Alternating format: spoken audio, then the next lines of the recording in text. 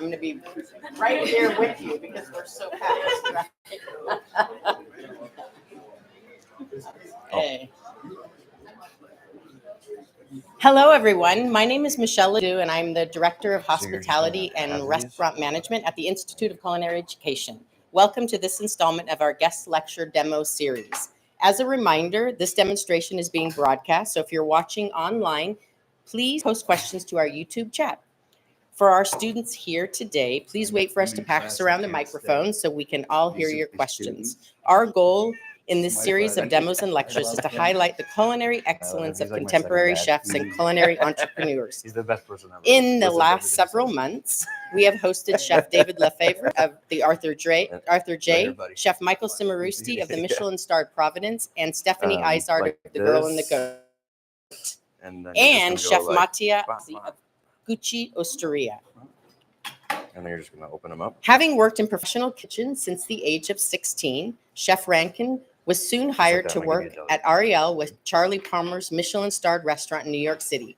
He then moved to Costa Mesa to open Palmer's restaurant in South Coast Plaza before taking the stage at Sam at the Bazaar by Jose Andres, where he helped create the 22-course molecular gastronomy tasting menu. Rankin was then awarded Zagat's 30 under 30 at age 27 before being hired as the opening chef de cuisine at Ludo's Tramec, named number 4 top 101 restaurants. In 2023, chef partner Rankin opened Bar Chelou, the first neo-bistro to land in Pasadena, California. Bar Chelou has been named one of the 12 best restaurants in America and best new restaurant in Los Angeles by Eater. Additionally, Bar Chelou was again listed in the 2024 101 best restaurants in the Los Angeles Times. Please help me welcome our special guest, Chef Douglas Rankin.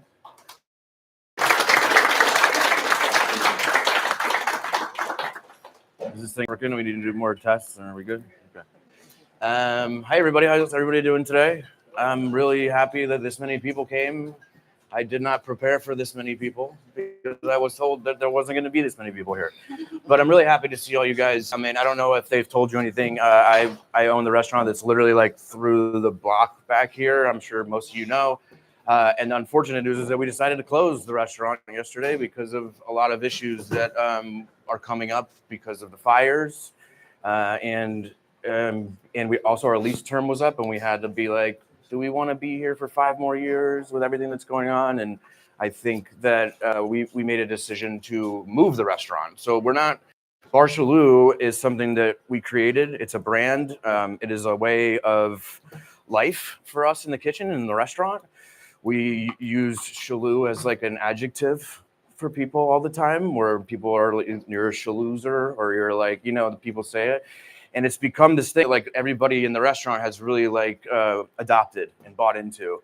And for us, this is like really cut short for us at our time in Pasadena, like a lot shorter than we wanted to. We thought we would be here for a much longer time. And we just don't want to stop what we're doing. And we have a team full of people that want to do cool stuff. And unfortunately, we won't be doing it here. We're going to move to Colorado. And this is my son, T. He's 6 years old. We kept him out of school so he could come here.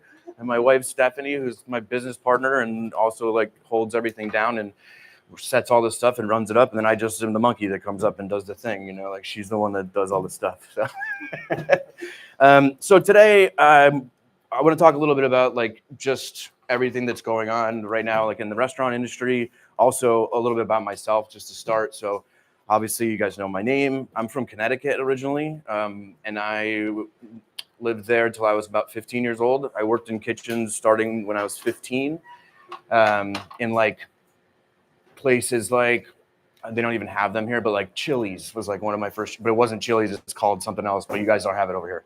But that kind of restaurant. And I started as a dishwasher, and I was a host first. And after like 3 days, they were like, you can't do this. We can't have you in front of people. And they were like, bring you into the kitchen. So I went into the kitchen and instantly fell in love with it, even washing dishes. And for me, I was going through a tough time in my life. My parents were getting separated. I felt like I didn't have like a family at home, and the kitchen became my family. And from that was, and then after like working at a crappy restaurant, like for like a couple of years, I started to realize like, man, I gotta I got to get out of here and do something better. And then went to culinary school. I probably shouldn't tell you guys this, but I dropped out of culinary school because I was offered a job at a Michelin star restaurant while I was on externship. I don't know if you guys do those here, but for us, it was like 6 months. I went to school in Vermont, a school called NECI, and it was 6 months in school and then 6 months at an externship where you're a paid extern, where you actually like worked in the kitchen with people. And I went on my first externship and I never came back. I went to New York City and was like, this is it. This is like, you can tell right away. You can feel it in the city when you're there. If you can make it there, you can make it anywhere. You've all heard the song, and it's very true. And so I spent the next, however many years of my life, 5 years, I think, in New York, working for Charlie Palmer, which was the hardest restaurant still to this day I've ever worked in. There was no prep cooks. You were in charge of all of your prep yourself. You worked 13, 14-hour days every single day, and you got paid shift pay. You guys know what shift pay is? Shift pay sucks. Shift pay is like you get paid the same amount. They don't care how many hours you work. Like, you got to get the job done. And guess what? If you don't get the job done, you're fired. Like, it's that cutthroat. You know what I mean? And that's the world that was, this was like 2006 or something like that. So like, it's a long time ago. Things have changed a lot for the better. And I'm happy to be a part of those changes also, because like I didn't like living that world. And then I had an opportunity to move to California and open a restaurant with the same group. So they moved me out to Orange County, and I thought Orange County was Los Angeles. And I found out it wasn't real quick. And I was like, this is not where I want to be. Like, I basically am moving right back to like where I grew up in Connecticut for a lot more palm trees, I guess, or palm trees. So for me, it was at that point I made a move to come up to Los Angeles, and I was lucky that I had really good mentors and people that worked with me that like wanted me to go work with them at different places. And a chef, I don't know if you guys know this guy, Michael Voltaggio, is a very close friend of mine. He was a mentor of mine. He hired me brought me up from Orange County to work with him at Bazaar, which was Jose Andres' restaurant that was in the SLS Hotel. At the time, we got 4 stars, LA Times, which is like unheard of. One of the nastiest food critics to ever live, who has since become a friend. But at that, we all hated her. Her name's. She's been a very big supporter of the restaurant at this. She comes in quite a bit, gives me very good advice. And I think that's, just go tell you sometimes like you hate the wrong person, and then you realize they're actually like a really nice person, and you're on the wrong side of the fence. And then after that, we opened. Wait, where was I at? And after that, I moved into doing Sam, which was like a 22-course tasting menu. Inside the Bazaar was like the separate room that was in there. I don't know if you guys have ever heard of Somni, but Somni came after Sam, and Somni now has moved with Aitor, who's the chef, to a permanent location that he's opened by himself. And I did that for a long time. And then Michael Voltaggio left to go do Top Chef. And when he came back, he was like, I'm opening a restaurant, let's go. And so we all went, me and 2 other guys went with him. It was called Ink. I worked there for like 4 or 5 months. Didn't really love it that much, just because I saw quickly that I didn't really want to cook like molecular stuff anymore, because there was this disconnect between it being like cool and satisfying. And for me, like that, melding those 2 worlds became kind of like my mission. And that we'll get to that in a minute. And then from there, it was really like a thing for me where I did some consulting. I helped a couple of like really big chefs open their own like passion projects in Los Angeles. I consulted on a restaurant called Alta Adams. I don't know if you've heard of it, with Daniel Patterson. I opened that restaurant with them. The mission of that restaurant was to give people who do not have the opportunity to be in a culinary school like you guys do, the opportunity to work in a fine dining kitchen. People that were incarcerated or had any other issues. So the staff was basically all that. And it was one of the most rewarding things I've ever done in my life. The restaurant's still open. Keith Corbin is the chef over there. I basically was his mentor, like through the process. And so we did that. And then after that, I opened a restaurant in Silver Lake. I got a call to do a project of my own, which we were waiting for, called Bar Restaurant. We opened in 2019, literally 3 months before the pandemic. So the pandemic happened. We stayed open for 3 years. We became a grocery store. We did a million different things to try to we did family meals, which we were selling for like under $20 to people to just keep people fed. And then ultimately we decided to close it in June. my family and I were about to leave at that point, and then they, when I announced on Instagram, my current partners, who are really, really great people, reached out to me immediately and were like, "Hey, let's do something." And I came and toured the space, and that's how Bar Chelou was born. So, and we've been there for 2 years, and it really sucks to leave it because I love the restaurant so much, and I really do like Pasadena, Altadena a lot, and I feel really bad for the community and everything that's going on. But it's, as a business owner, you have to get to a point where you're just like doing things that don't make sense. And when we have to take a step back and look at everything and look down the barrel of a 5-year commitment on a lease, it's the same thing. Like if you guys are getting an apartment, that's the way you need to look at it. Like, do you want to live there for 5 years? And if you get out early, they're going to penalize you or what, there's a million things that could happen. So for us, we had to make a really difficult decision. It was like to move the restaurant somewhere else and to make sure that we, start Chelou on the same note that we ended it on. My entire management team that started the restaurant with me is still there after 2 years. And you can ask anybody in this business, that does not happen. And the reason it happens is because I treat my people very, very well. And I pay them very, very well. And we pay full insurance for every full-time employee. And that's what should be happening all the time. The problem is that I see is that Los Angeles as a whole financially cannot support that in a lot of ways because of the economy.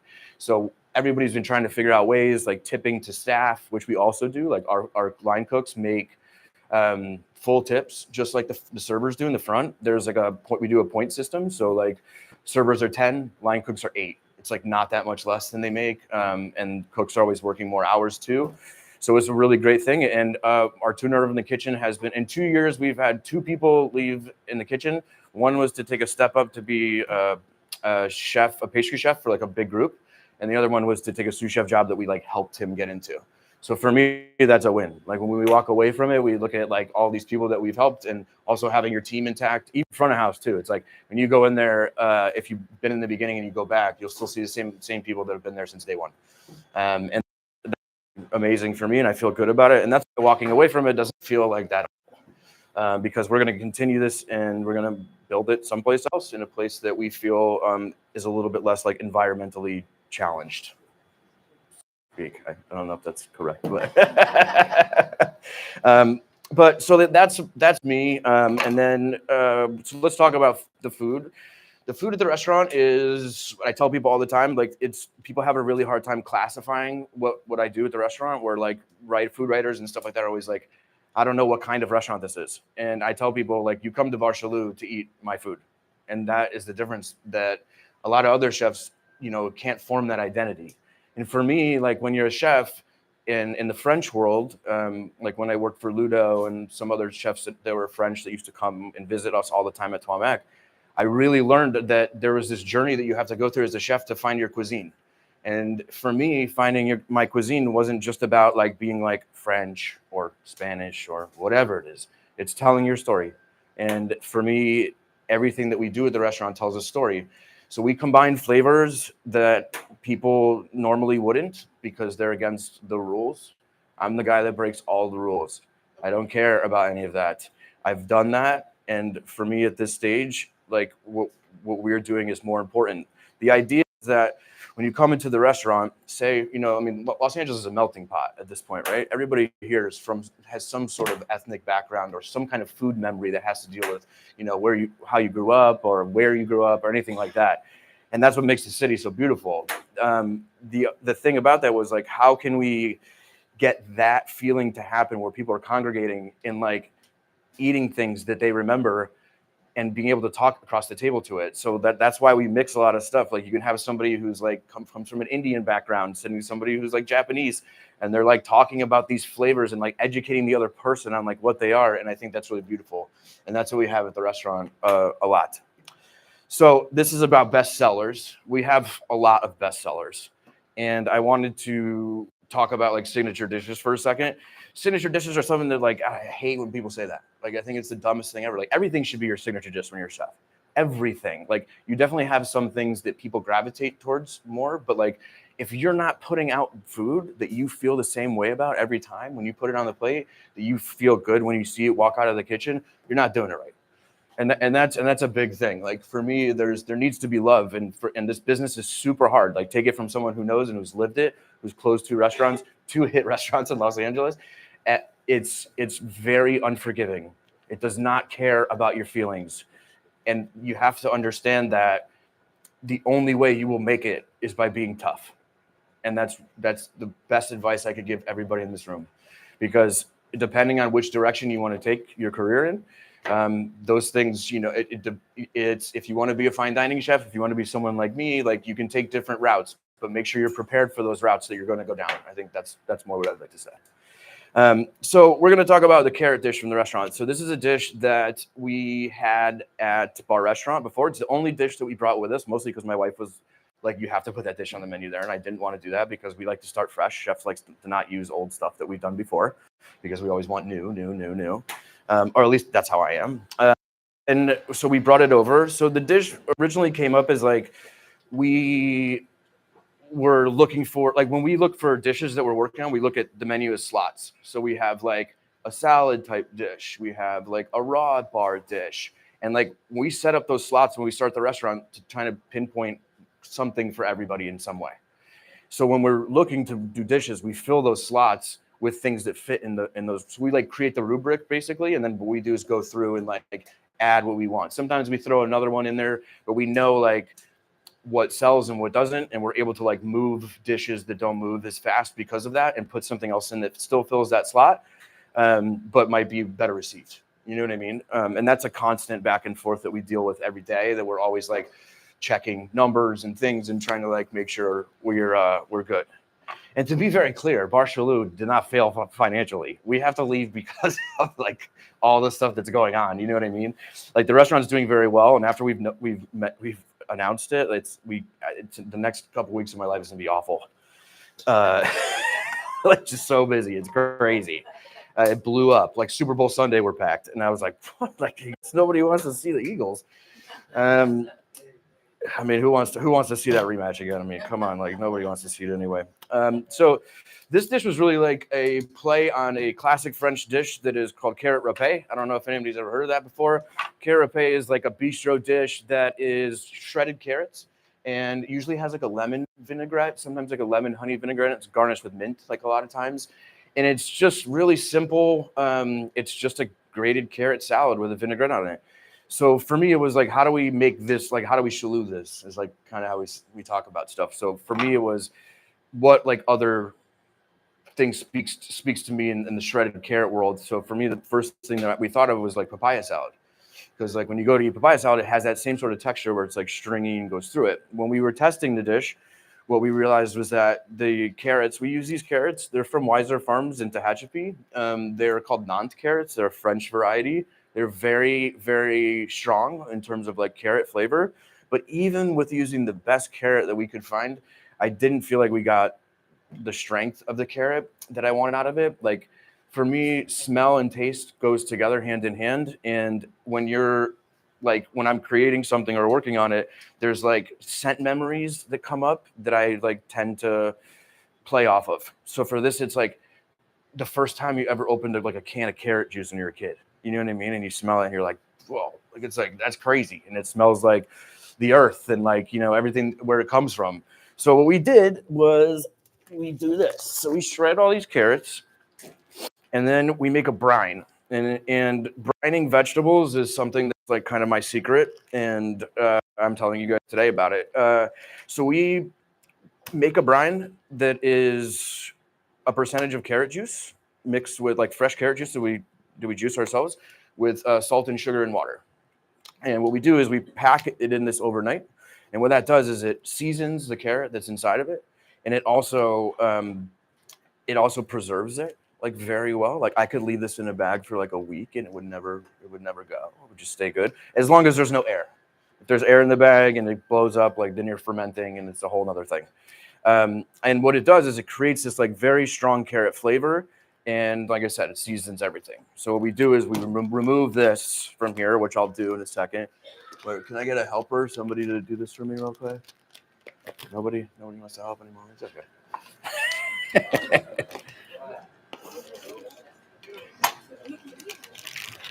Could you just pour that in the, I set up a thing over there. Yeah. Thank you. Yeah, all of it. Okay. Thank you for everybody who helped out. I really appreciate that. The point was I didn't really know how this thing was going to run, so I didn't know if I was going to be able to bring people while I was talking or whatever. So, but we got that done, so that feels good. I'm going to build one of these now so you guys can see it, like in a smaller version on here. Actually, I'm going to grab a plate that we did not use. And then we're going to plate like 60 of them, and everybody's going to eat it, and everybody's going to help out. Okay? So the carrots, the brine carrots that are in here, like it doesn't need to be like fully, you don't need to worry about it too much. Perfect. Thank you very much, Chef. The carrots that are in here now are the carrots that we use in the restaurant. And we do something called, I know you guys are learning about like portioning and stuff like that. We portion everything. That's how you stay consistent. We portion our carrot salad portions. We portion how much ham goes on like a single piece of bread. That's how you make money. That's how you make sure that you're in charge of your costs. Is that so? This dish is a moneymaker for sure because it's carrots.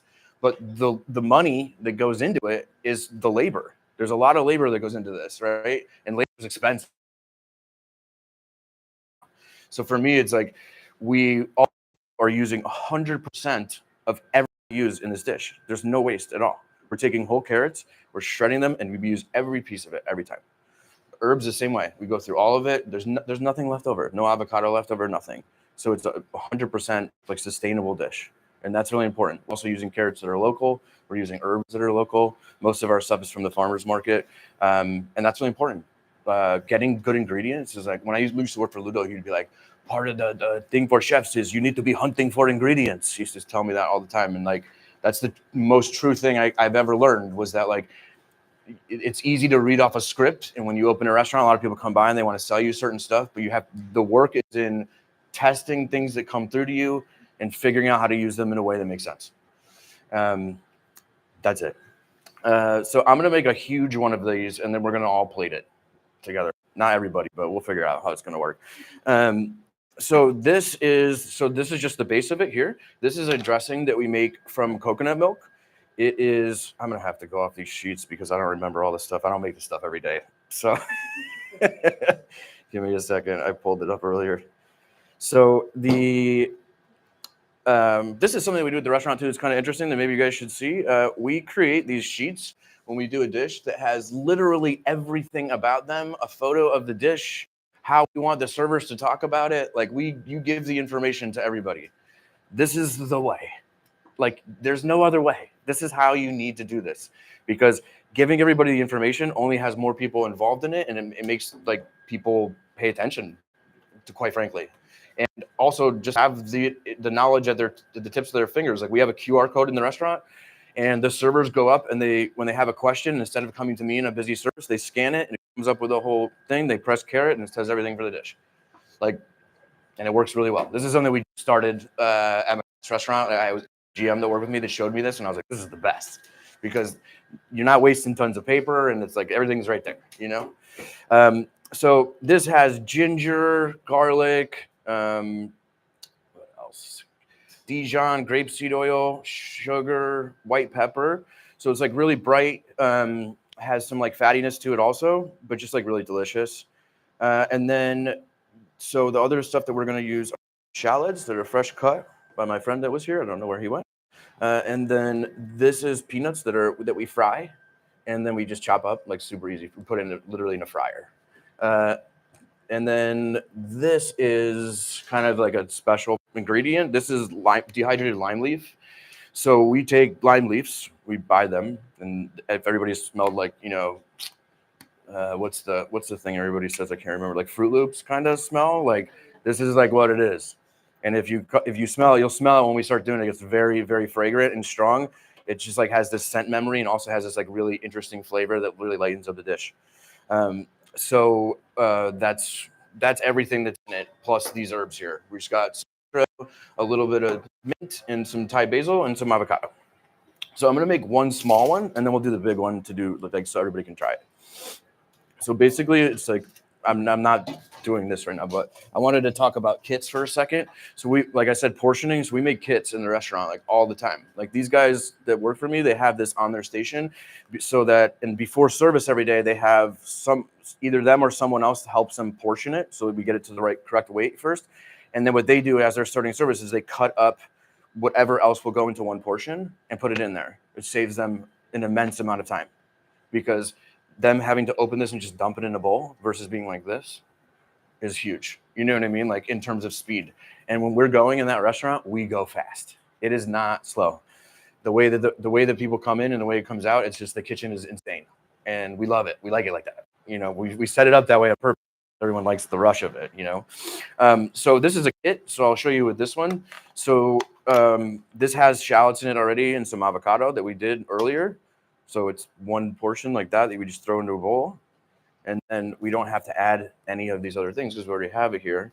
And then these are some peanuts. So, you know, papaya salad has peanuts in it. So we figured we'd put some peanuts in it too, kind of as a nod to it. And then the herbs are something that we put on towards the end. So avocado, just like a couple pieces of avocado. And then we're going to dress it with this, which is the coconut dressing that we talked about.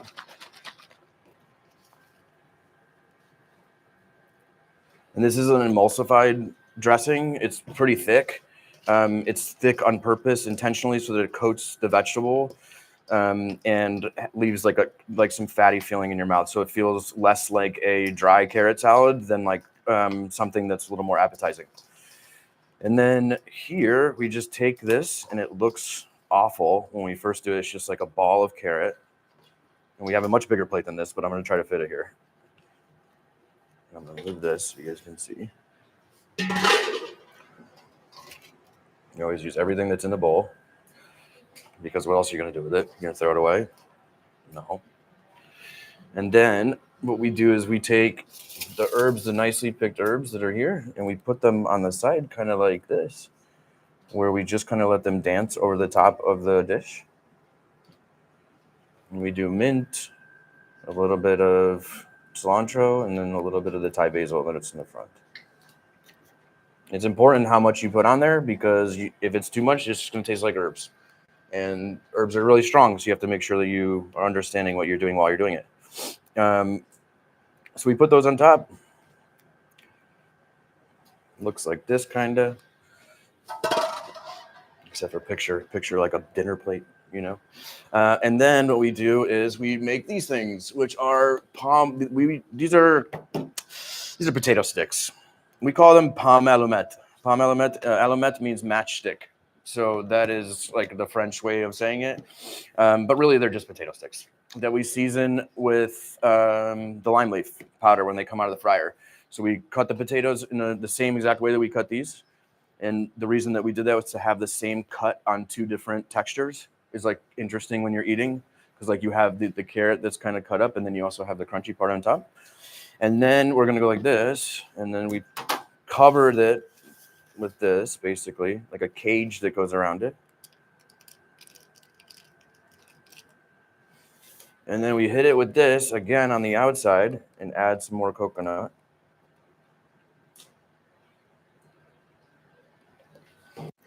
And then we finish it with the lime leaf.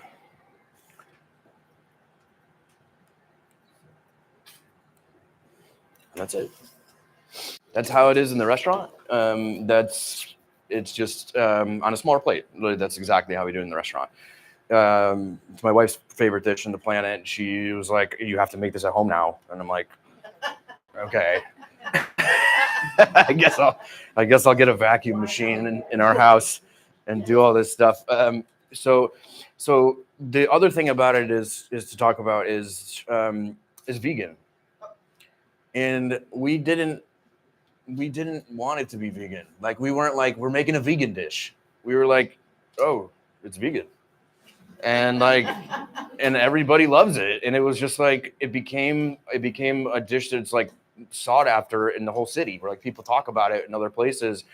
We have people that come in just to buy the carrot salad, like they buy one to go. We don't do to-go food, but we're like, sure, you know what I mean? You can take one. And once you guys taste it and see, you'll kind of pick up all the stuff that's in there. So that's it. I think that at this point we'll start plating it, right? Is it at the time? And then you guys can ask questions for me about anything if you want during that time. And we'll get you guys all a little taste of this and we'll see what you think, Thank you guys for coming. I appreciate it.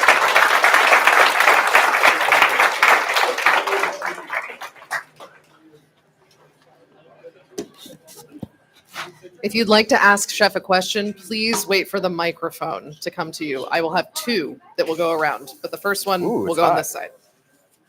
Who has a question for Chef? Yeah, but it's not on.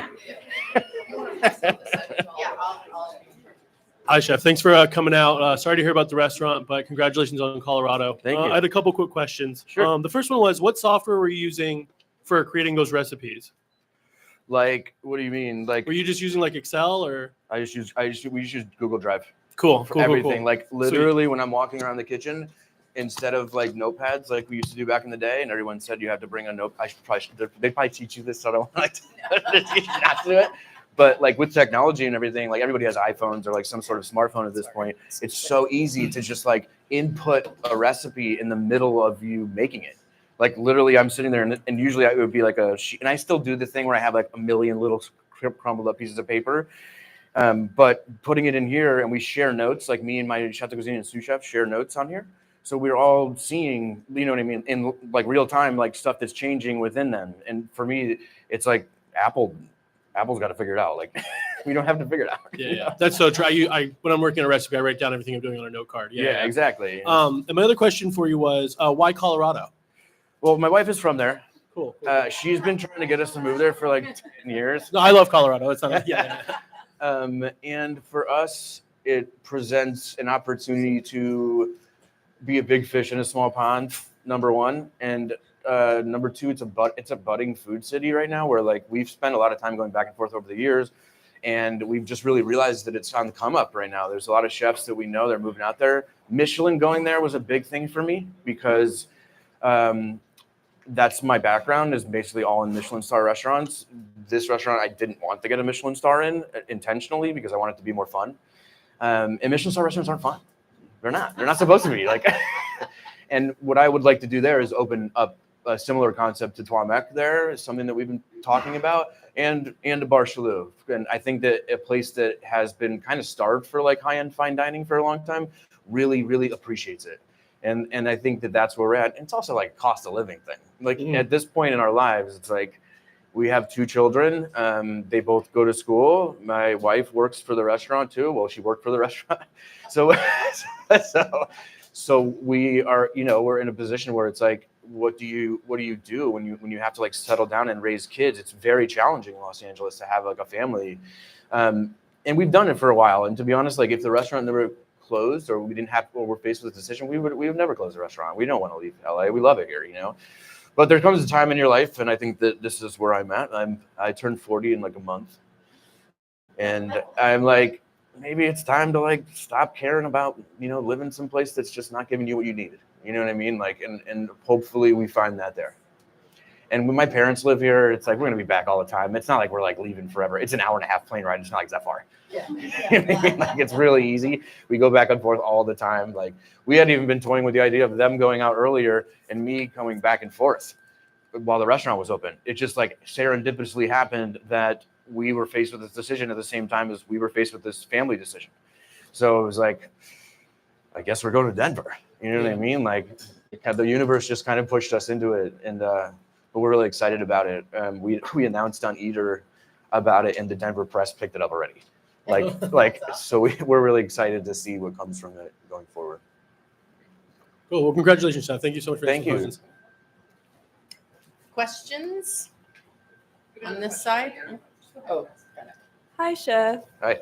I was curious for your kits, how often do they go to waste? Wouldn't having like preset kits potentially be a waste for the day? Never. Or is it like that it's going to sell that much? We never, ever waste a kit, like ever.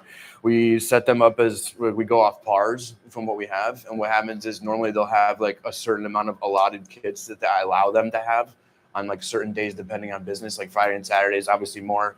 And then after that, they have to build them to order. So it's like it gets them through like the busy times when they can't do that, but then after that they're using it. So when that's happening, it's like we rarely have anything that's left that goes to waste, and it's always used the next day. So how much of these do you think you sell per day? Like of this dish in particular? Oh Jesus! I mean, we've had nights where we sold 30 of them, which is crazy. Like coming out of the kitchen when we have a big menu with lots of other things, and we've had nights where we probably sold 50 of them. It's one of like the most requested items when we do buyouts or parties. People want it, and it's a crowd pleaser because it's literally for everyone. Like there's no gluten, there's no like all the things that people have problems with. Like this has none of that, and we didn't even try. So there's no issues there. Thank you, Chef. Yeah, of course.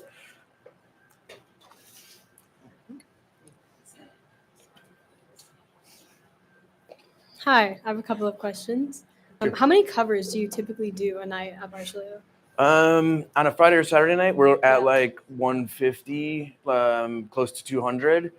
After we announced, we're doing that tonight. Okay. Are you just open for dinner service there? Just dinner, yeah. Do you start at 4:35? We start at 5:30 for dinner, and we go till 9:30, and we are completely packed from 5:30 till 9:30 every single day before we close. It happened like this. Like we announced, and it was like everybody just freaked out about it, and it was like, great, here comes all of this. So yeah, it's that. And during the week, it's like typically like before the fires and everything, like 175. Sometimes it's slower, like on Mondays, or usually like a really bad day. People don't like to go out on Mondays. That's really it. It kind of fluctuates, and it really also depends on the season. Like in the winter time, like the past like 3 months, we're jammed every single day. Like LA's fickle like that. You know what I mean? Like it's like there's certain times when people will go out. Like it rains and no one goes out here. It's crazy. Like I'm not from that. It's nuts. It's like everyone acts like they're like the Wicked Witch of the West. It's like, dude, it's just raining a little bit. Like you can still go eat someplace. Like come on. Yeah. In New York City, like it's busier when it's raining because everybody wants to go out and like do stuff. And it's beyond me. I really don't understand that part of it. You were saying that you have your line cooks make these preset kits. Do they do a lot of the station prep for themselves? They do.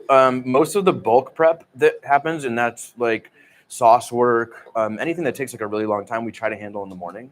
But we also have them do all of these things at some point. Like if it's on your station and you don't know how to make it, like no, we don't work that way. You need to know how to make everything before you have someone else help you make it. Because if you're in ever a situation when you're in a pinch and you need to make it really quickly, you need to be able to know how to make it. So that's the reason we do it that way. Yeah. What time? So with them doing the bulk of the prep for their station, with service starting at 5:30, what time do you typically have your line cooks come in? 2:30. Okay. They come in at 2:30 every single day. We have family meal every single day at the same time, all together. The whole team sits down. Front house and back house? Everybody. We sit down at 4:30. We have family meal together, and then we have a meeting afterwards, like a pre-shift that we do right afterwards, which we do at the front of the house. And then 5:30, we grip it and rip it. Do you ever find that anyone struggles with getting prep done, or is that usually like a good amount of time?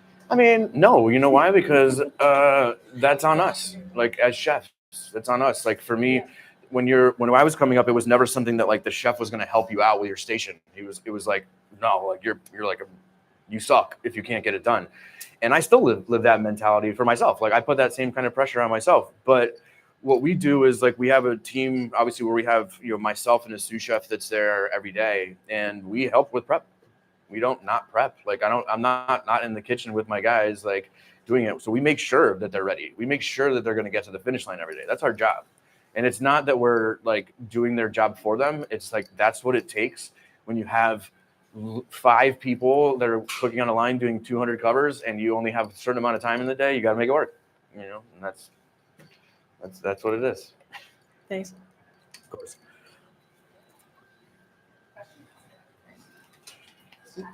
Yeah.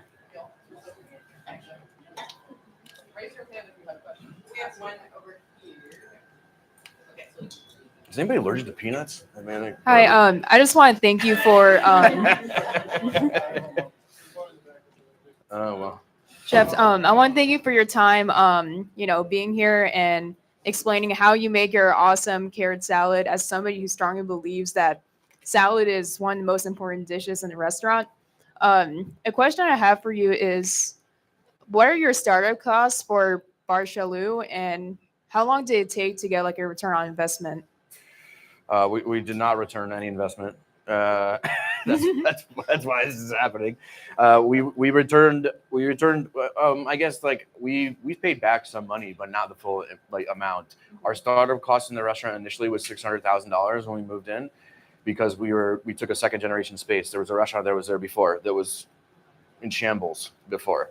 And when we took it, we had to like literally do a lot of the manual labor ourselves. We got the kitchen set up ourselves. We cleaned everything and set the kitchen up. We ordered things that we needed. We put them in place. A lot of people don't do that. A lot of people have designers or people that work with them. We don't do that. My team and I, we like to get dirty. So we set the kitchen up the way that we wanted to. We saved a bunch of money. We ordered a couple pieces of equipment. We inherited a couple pieces of really awesome equipment also. And then what happened is we decided that we wanted to do a remodel for the bar because the bar sucked. And we just were like, we need to make it like a place that people want to go to. So we did that in August of the first year that we were open. And then after that, our payback amount was like $1.4 million. So it varies depending on the space that you get into. It varies depending on how much you want to pay back. And the smartest move when you're going into a restaurant space is to get the best deal that you possibly can in a neighborhood that you know you can make a certain amount of money and you know, just like really stay on top of your costs. And that's all you can do, you know. The people coming in and stuff like that, like you can't control it. You can't control when people like all of a sudden are just going to stop showing up. Like it happens for a lot of reasons. It happens because like there's a new restaurant in town, there's this or whatever's going on that day. Like for us, we see spikes in business whenever they have like stuff over here at the convention center. You know what I mean? Like it's always different. You can't really tell. It's like weather forecasting. That's what we try to do like every day. We're like trying to figure out why, and it's like there's no math. Like this is what it is, you know. Yeah. That makes perfect sense, Chef. And also going from being a cook to a restaurant owner, how did you make that transition? What made you decide to open a restaurant in the first place? And just basically, how did you do it as somebody who was originally like a cook and then wanted to be like a business owner? I would say that like this was always what I wanted to do. Like when I got into it, it was like this was the end game. Like I wanted to open a restaurant and cook food. Like there was no other question in my mind about that was what I wanted to do. And I wanted to have my own restaurant and I wanted to cook my own food. And that's part of the people that I worked for. I worked for chefs that did the same thing. So for me, it was like that's the only path forward for me was to do that, you know. And that's just what happened. Okay. Yeah, I kind of feel the same way. And then when selecting your employees, how do you know a candidate is the right fit for you or for your restaurant? I stopped hiring people based on their resumes a long time ago. And the reason why is because you can't teach good attitude. And a lot of people that have good resumes are not good people. And the reason why they have a really nice looking resume is because sometimes it's harder for them to get into a job. And when I see a resume that's like 2 pages and it's got like all this crap on it, I literally throw it away right away because I'm like, I don't want to deal with this, or this is not something that I think is going to happen. So for me, it's all face to face. Like I meet people, I get a feel for them. I have them come work with me in the kitchen. We pay them for that day.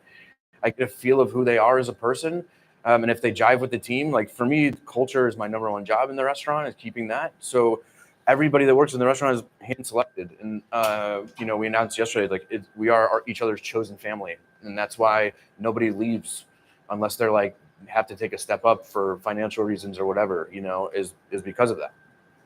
I see. So you kind of care more about the attitude and also just like the feeling that you want the person present in your kitchen. And that's how you form your team, basically. 100%. Like sometimes you can't read a book by its cover.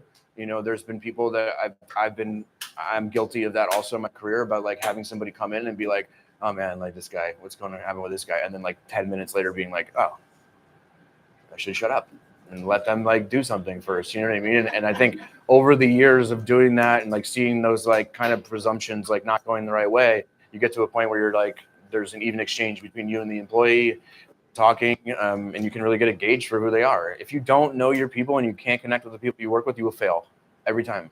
And the restaurants that you hear all these horror stories for, those are those restaurants where the owner's not involved or never there, or there's like things that are happening around and you have no idea why, no one's communicating to do those things directly. Those are restaurants that don't do well. And you, as young people that are going into this business, should be very aware of that when you get into those situations. And I think that for me, there's a lot of places, and there's a dark side of the industry where there's a lot of places that like really don't care about the employee, you know, and corporate places and stuff like that. I think a lot of it's changing because they're being forced to, quite frankly. But at the end of the day, make sure you go someplace that you feel like you're cared about, because that's important. It's like the number one thing. You want to go into work every day. Like that was my goal as a chef. Like when I wanted to open my own thing, was that I want everybody that works with me to want to be there every day. And that's how it is. Like these guys don't want to call out. Like, and when they do, they're like, oh, like I can still come in. And they try to come in with a mask. And I'm like, no, like we're not gonna get everybody get sick. You know what I mean? So that's my answer. Okay. Yeah, that answers it perfectly. Thank you. Thank you. Any more questions? I have a question. So as we've talked about, the restaurant industry is like super demanding. So I was wondering if you could talk about kind of like how you prevent burnout, how you make time to like maintain like a work-life balance kind of, and what keeps you like inspired when you're really stressed out. This is a fun one, because the reality is when you're a business owner that there is no work-life balance. You are always working, like always. And I don't mean always physically, like in the restaurant, so to speak, but there's always something going on. And there's always like I'm, you know, my wife gets mad at me because she's like, what are you doing? I'm like, I'm working. And she's like, no, you're not, you're home. And I'm like, no, I'm working. Like, like there's stuff going on. Like I gotta like, you know, direct people a certain way or whatever. For me, like we only work our managers 10 hours, which is like unheard of. Like people don't do that unless like we need them, absolutely need them. So we try to live by the same rules for ourselves. I'm at the restaurant 5 days a week. I'm usually there between 10 and 12 hours every day. And that's just what it takes. That's what it takes to be good, man. Like there's not enough time in the day. When you love this, you don't want to leave at the end of the night. And like, you want to be with your team and you want to be in there. And if you don't feel that, just don't do it. It's not worth it. Like that's what it's all about. Like you have to want it, and your team needs to see that you care about it more than anybody else. Like you have to be the person when people are working underneath you. You know what I mean? So when I'm stressed out, is sometimes when I create the best stuff. I found like from somehow in my like darkness comes light, and it's something that I've talked about with people in the past. Like I don't know, like sometimes like personal strife, or the thing about artists. You know, I consider myself an artist. I really do. Because the stuff that I do is no one's done before. You know, I'm creating something new every time I put it on the plate. So there's a lot of stress that comes along with that, and there's a lot of like checking myself where like I've gone through this phase I think in my life as a chef where like in the beginning you would like when you start to work on dishes you'd like give them to the chef to like have them taste, and then you just feel like defeated, like your ass kicked every day because they like tell you about all the things that like were wrong with it. You know what I mean? And that back and forth, now I do myself. Like no one checks me. You have to learn to check yourself. You know what I mean? And that's it. So for me, it's a give and take. Thank you. Hi, Chef. So my question is, with that, how often are you experimenting with your dishes, and then how do you stay on top of like shortages when it comes to things that are always available on your menu? Can you say the first part of your question again? So how often are you experimenting with your dishes? Every day. Every day. Every single day. Like, and sometimes it's like we always have like an idea that we're like working on, or something that we know like where the next slot is, and that kind of adds to like the second part of your question, where we're like we try to use things or use ingredients that we know is going to be around. Like we check with purveyors and farmers about stuff. Okay. Even with that, like obviously you have times where you get shorted, which is what we call it, which is like you order a bunch of stuff and then they'll send you something that's wrong. And for us, it's like if our dish isn't exactly how we intended it to be, it's not going on the menu. Okay. Like I'm not subbing lemon for lime. You know what I mean? Right. In those situations, you know, I don't know if that answers your question, but like in the other things that happen are like, you know, like you have to pay attention to prices. Like eggs are crazy right now. You know what I mean? Like everybody's talking about eggs, and it's like it really is crazy. You see the invoices, it's nuts what we're paying. You know, but we haven't really experienced anything in terms of like where we are ordering something that we really need that we're not getting. That's not like, unless it's like a product, because I'm like very brand specific. Yeah. Because brands are very important. Like fish sauce, 3 crabs. That's it. Everything else sucks. Like it's like we've gone through all of this testing for all of our careers to like try to figure out these. You know what I mean? So for me, it's like we know what's good and what doesn't. And when I find stuff that's new, it's like I try to like hoard it. You know what I mean? Like we just started using this barley miso that comes from Japan. That's like really interesting, organic barley miso. And I literally called the place and was like, "I'm taking the whole thing." And they were like, "Really?" And I was like, "Yep." And I have the whole thing sitting in my walk-in right now because like I don't want anybody else to get it. Like, you know what I mean? Right. It's like a sneaker drop. Like it's like that. That's how it feels for me. Like when things come out, when I get like you got to be on it. And if you're not on it, same thing with like fish at the fish market, things like that. Like you have to be on top of this stuff. You got to be paying attention to the farmers market. When I was at Tuamek, we used to go to the farmers market every week by ourselves. Like we used to drive for all the produce in the restaurant. It was crazy. We would fill up a truck with crates and we'd pre-order and then we'd go back and then go back to the restaurant and unpack everything. But that gave me like a really good sense of like the connection with the farmer, to the food, to bringing it there, to the usage of it. You feel way different when you're like when you go and pick stuff and you see somebody like burn a bunch of stuff. You're like, that's when it's like really on. Because like for me, it's like product is really important because you need to respect the farmer. Think about how many people touch this before it comes to you. You know what I mean? Right. Like when I see people like with fish or like a piece of fish and they like throw it away when it's like not. My wife and I fight about this all the time. Like it's like, this is bad. It's not bad. You know what I mean? Like. Yeah, and that's, I guess, and speaking in terms of sustainability, like I was just trying to figure out like when you are short of something or something that you know you're going to always have, are you forming things yourself or are you like finding a way to circumvent those shortages? Yeah, I mean, for me, it's like if we hear something's like about to happen, which we get a lot of communication about it from like our people, we'll either like have a plan to like run a dish out like completely and then have some. That's why it's a challenge because like we're trying to like, you know, we're hyper seasonal. Like we're very like in tune with the season. So for us, it's like as soon as something starts going out, we have to have the backup ready to go, because like if we don't, then we have a menu slot on the menu and it just looks like our menu's smaller, which is like not what we want to do. But there is times when we just pull a dish off it completely because we know we can't serve it the way we want to. You know what I mean? And for me, like that's integrity, and that's like I would never do any of my stuff or serve it in any other way other than it was originally intended and created. You know what I mean? Like, and that's how you should all feel when you're creating dishes and food too. You know what I mean? Like, it should be eaten this way. This is the way I want it to be eaten. You know, and you get into all that. Awesome. Well, thank you for that. I appreciate your demonstration today. Absolutely. Yeah. You want to help me? Yeah. Just you just put like a little bow. Yeah. Thanks, dude. Yeah. Chef, I just got a question. It's ironic you said if anybody's allergic to peanuts. It seems like the past 20 years, the younger kids have more allergies than we ever did back in the 80s or 90s. So how do you deal with something like that? Like you mean like allergies in the restaurant? Yeah. We do a lot of stuff. Allergies are like the big, like for chefs. I mean, I'm sure at this point you guys are kind of getting allergies and stuff that people come in with like issues are like the worst thing for us to deal with. We don't want to do anything for anybody. You know what I mean? Because for us, it's like we don't want to have to change what we've created to like serve it to you. So what we do to combat it is we have menus that are set up for different allergies that have items crossed off that contain those. So when people come in that have those things, we hand them that. Like if someone's like, I'm gluten intolerant, here's your gluten menu. Has nothing on that you're going to get sick from. Like we do all of the work beforehand so that like we don't ever put anybody in a situation where they're uncomfortable, number one, or that they're not going to be able to eat well in the restaurant. And vegans come into our restaurant all the time and eat very well. Vegetarians love us. And for me, it's like, that's why.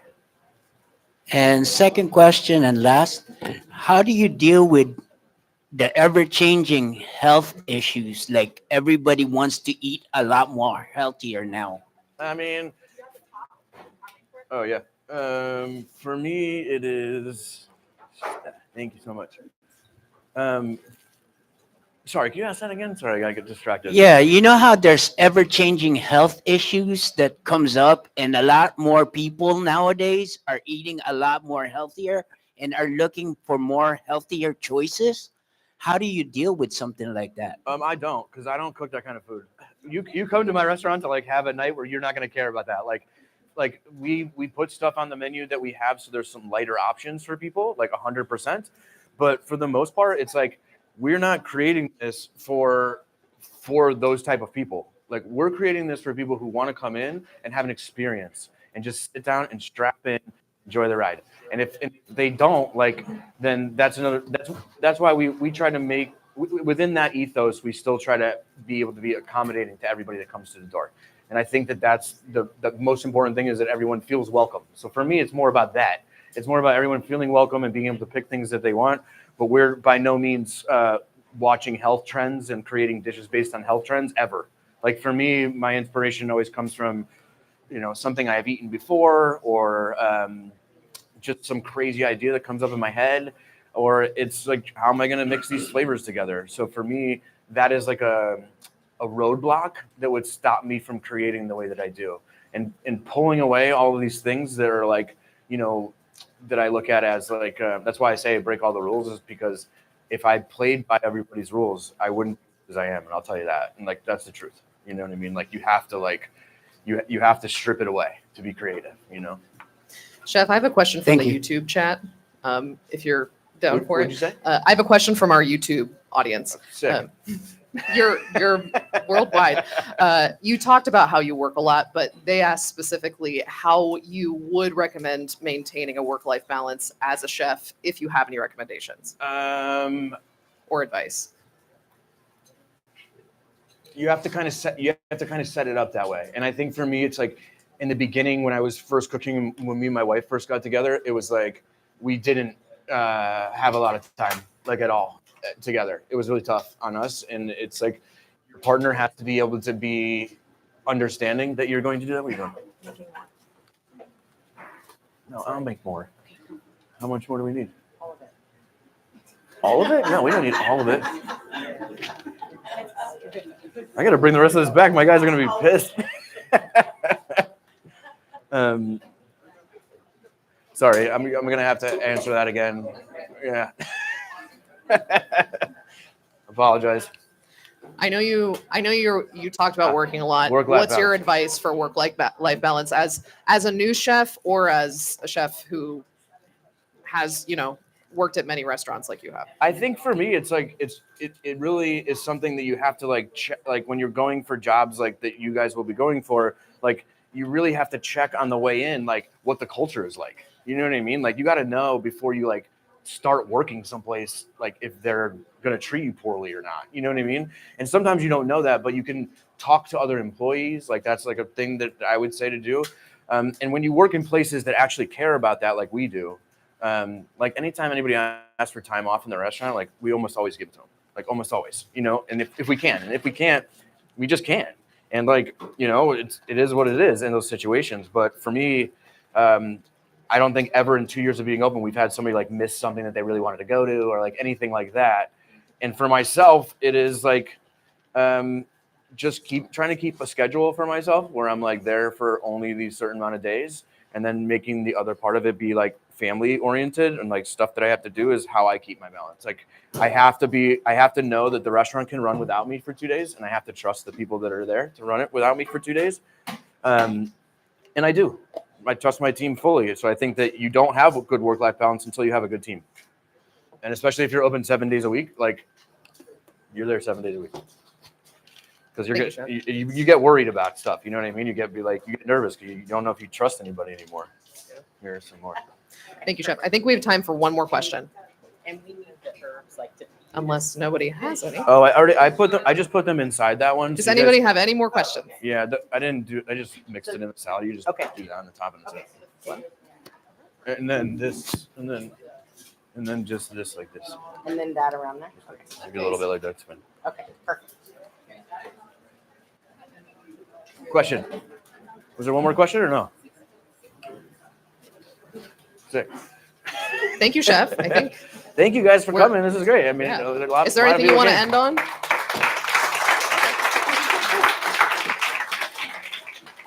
I got a bunch of rolls of stickers, or 2 rolls of stickers up here. You guys take as much as you want. All right. Thank you, everyone, for watching.